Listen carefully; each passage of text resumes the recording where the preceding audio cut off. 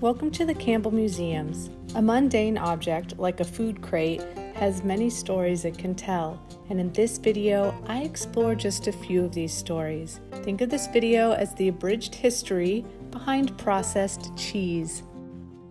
This video is part of our What's in the Box series, where I pull a box from storage and see what we find inside. So check out the box number 5 playlist for more. Thanks for watching, and please consider supporting us by liking this video, subscribing to our channel, and becoming a member of the Campbell Museums. While the newly invented Veltini, an alcoholic drink made with Velveeta cheese sauce, infused vodka, and garnished with shell pasta, may not be your drink of choice when out at the bar, Prohibition-era Americans may have desperately gulped one down. With almost as many aliases as Sean Combs, the 18th Amendment to the United States Constitution, also known as the National Prohibition Act, also known as the Volstead Act, banned the manufacture, sale, or transportation of intoxicating liquors starting in January of 1920. Though, for the residents of Campbell, Prohibition was likely a welcome law. This is because Campbell had been a dry town since its foundation in the late 1800s. A dry town is a town that does not allow the sale of liquor. Town founders Benjamin and Mary Campbell were a Methodist couple that moved to California from Missouri in 1851. They purchased 160 acres of land located in the Santa Clara Valley from Juan C. Galindo. By 1895, their land, equipped with a train station, started to draw the interest of new residents. As the Campbells began to sell their land, they were sure to add a clause in the land deeds stating that if liquor was sold or kept on the property, then the title to the land reverted to the Campbells or their heirs.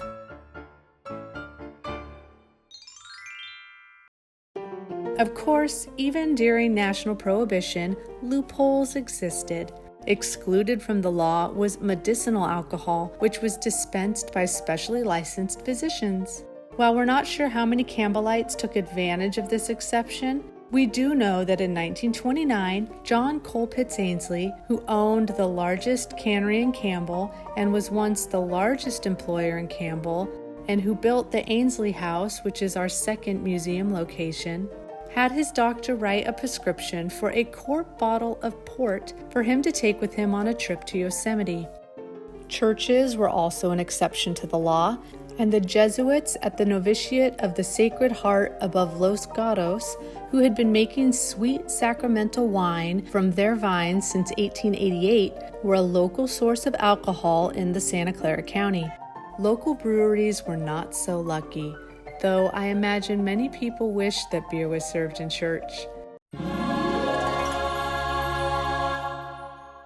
Breweries instead had to find new avenues to keep them in business. Products like malted milk, malt syrup, and near beer were common alternatives. But the option that we are here to explore is processed cheese, specifically the origin story for this Pabst Tasty Loaf crate we have in our collection. Pabst Brewery was founded in 1844 in Milwaukee, and after a few decades, it was one of the largest beer makers in the nation. Pabst recognized that Prohibition was about to dry up their beer empire, so they pivoted to making a cheese food called Pabst. When Prohibition ended in 1933, the company wisely went back to selling beer. Pabst cheese was eventually sold to the Kraft Cheese Company, which was busy acquiring processed cheese brands. So why was Kraft building a processed cheese empire? As always, the Industrial Revolution of the 1800s had turned the world on its head, and cheese production was not to be left out. By the turn of the 20th century, small farm-based cheesemakers were being replaced by industrial factory operations. The cheesemaking industry was dabbling in science like never before, creating longer-lasting cheeses or to find uses for byproducts created during the mass production of cheese.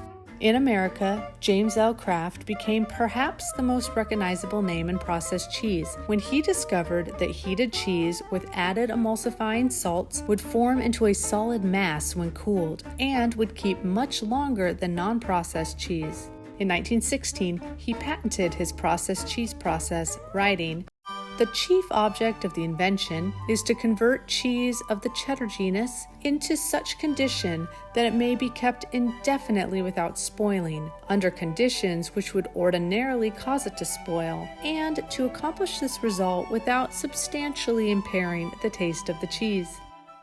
In 1917, Kraft was able to sell his indefinitely keepable cheese to the U.S. Army to feed soldiers during World War I.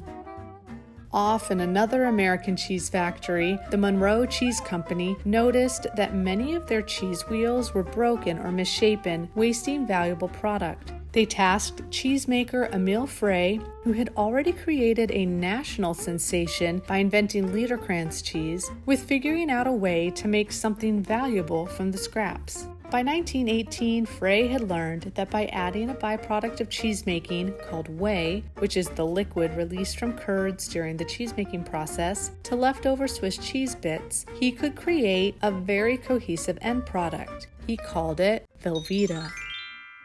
In 1923, the Velveeta Cheese Company became its own company, but you may have noticed that in our intro, our Velveeta box says Kraft on it. That's because in 1927, years before acquiring the Pabst cheese, Kraft bought Velveeta.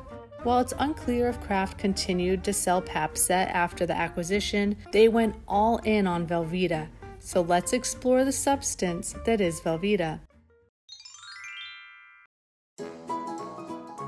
Current wisdom tells us that processed food is unhealthy, so it's a bit surprising to learn that Kraft originally marketed Velveeta as a health food. Kraft argued that whey, which includes potentially desirable carbohydrates and minerals, made the cheese a super cheese. In 1931, the American Medical Association even gave Velveeta its stamp of approval, citing many of its health qualities, including to help build firm flesh. What does that mean? Then came World War II, which created nationwide food shortages, including milk and cheese. Apparently, the men in the service drank more milk and ate more cheese than they did in civilian life, which put a strain on the dairy supplies and caused shortages across the nation.